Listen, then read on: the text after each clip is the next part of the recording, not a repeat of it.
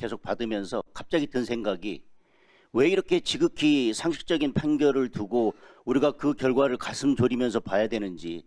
너무나 상식적이고 지극히 당연한 판결인데 항소심에서 무죄가 나면서 1심에서 수긍할 만한 판결을 두고 그렇겠거니라고 생각했다가 갑자기 항소심에서 납득할 수 없는 논리로 무죄가 나니까 대법원 판결마저도 우리가 가슴 졸이면서 봐야 되는 그 상황이 되게 안타깝고 유감스러웠습니다.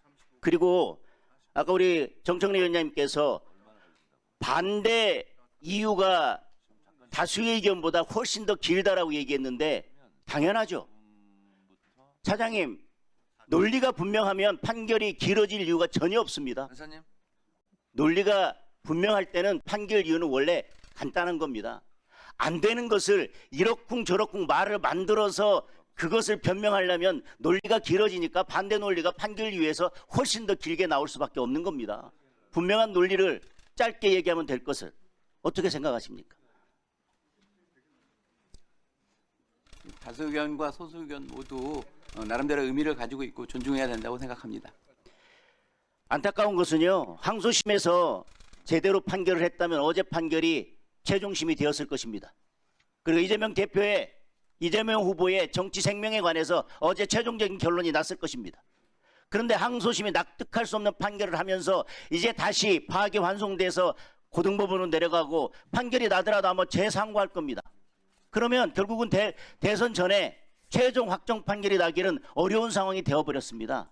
그리고 지금 이게 대선에 개입한다라고 얘기하는데 633이 원칙 아닙니까? 633이 원칙이면 이 사건은 벌써 끝났어야 됩니다. 대선 직후에 1년 안에 끝났어야 되는 사건이 1심에서 2년 넘게 재판을 질질 끌면서, 그리고 이재명 대표가 재판 지연하는 여러 전략들에 대해서 법원이 제대로 대응하지 못하면서 1심이 2년 넘게 걸렸기 때문에 아직도 이 결론이 안 나고 있는 겁니다. 대선판에 법원이 개입하는 게 아니라 이재명 대표의 재판 지연에 대해서 법원이 제대로 대응하지 못하고 엄정한 조치를 하지 않았기 때문에 1심이 2년 이상 늘어졌던 겁니다.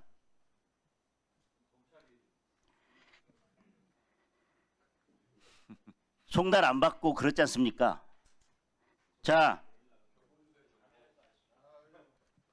이 사건에 있어서 매우 중요한 진술이었습니다. 대장동 사건과 관련해서 당시 이재명 후보가 김문기 씨를 아느냐 모르냐는 매우 중요한 사건이고, 유권자가 누구를 선택할지에 대해서 매우 핵심적인 사항이었습니다. 백현동도 마찬가지입니다. 그게 특혜인지 국토부의 협박이 있었는지도 매우 중요한 사항이었습니다.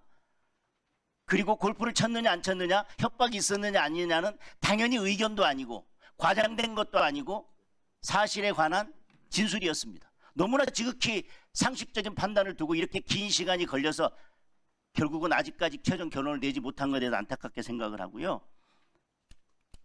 차장님, 헌재 재판관은 헌법과 관련 법에 따르면 정원이 몇 명으로, 정수가 몇 명으로 되어 있습니까? 헌재 재판관이 예. 9명으로 알고 있습니다. 그럼 일시적인 현상에 의해서 9명이 안 되면 심리를 진행할 수 없습니까? 지금 법상 7명 이상의 심리 진행할 수 있고 결론 낼 수 있지 않습니까? 예. 헌법에 정수를 9명으로 둔다 하더라도 9명이 없으면 기능이 멈추는 게 아니라 어떤 심리도 할 수 없는 건 아닙니다. 그렇죠? 예. 두 번째, 대법관은 몇 명입니까? 대법원장님을 제외하고 13분이시고요. 그 중에 한 분은 법원행정처장을 맡고 있기 때문에 재판에 관여하지 헌법과 법률에 규정하면 그렇습니다. 그런데 일시적으로 예를 들면 대법관 2명이 공석이다라고 한다면 대법원은 모든 재판을 멈춰야 됩니까? 그렇지는 않습니다. 그건 정수입니다. 정수와 몇 명이 심판이나 재판을 개의할 수 있고 최종적인 결론을 내는데 개시할 수 있고 최종적인 결론을 내는데 몇 명이 필요한지는 관련 법에 따라서 달리 정해지는 겁니다. 맞습니까? 예. 헌법에 88조에 국무회의는 대통령, 국무총리와 15인 이상 30인 이하의 국무위원으로 구성된다 이렇게 되어 있습니다. 그러면 국무위원이 15인 이상 30인 이하의 국무위원으로 구성된다고 그래서 그러면 일시적으로 국무위원이 14명이 되면 국무회의는 멈추는 겁니까? 아니면 국무회의를 어떤 정수로 개의할 수 있고 어떻게 의결하는지는 따로 규정에 의해서 정해지는 겁니까? 그 점에 대해서는 제가 답변 드리긴 곤란한 것 같습니다. 왜요?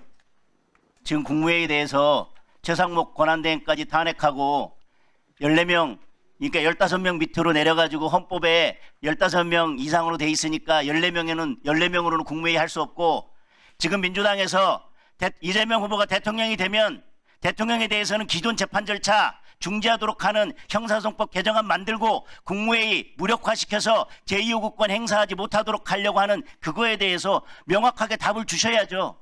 헌법에 15명 이상으로 되어 있다 하더라도 국무회의 규정에 의하면 국무회의 규정에 국무회의는 구성원 과반수의 출석으로 개의하고 출석 구성원 3분의 2 이상의 찬성으로 의결한다고 되어 있습니다.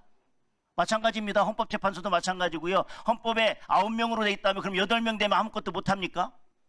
7명 이상이 심리를 진행할 수 있다고 되어 있습니다. 그리고 위원 같은 경우는 6명, 나머지는 과반수로 결정하면 되는 겁니다. 지금 민주당에서 계속 최상목 권한대행까지 탄핵하면서 이 조항을 가지고 꼼수를 만들려고 하고 있고요. 2021년부터 22년까지 국무위원 14명 이하가 참석해서 국무회의를 운영한 것이 77회 중 19번이나 있습니다.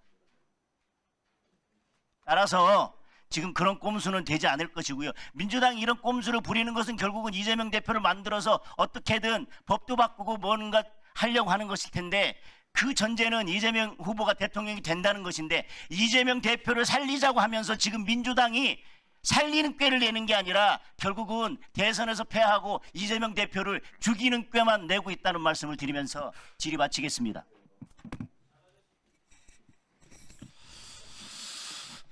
네.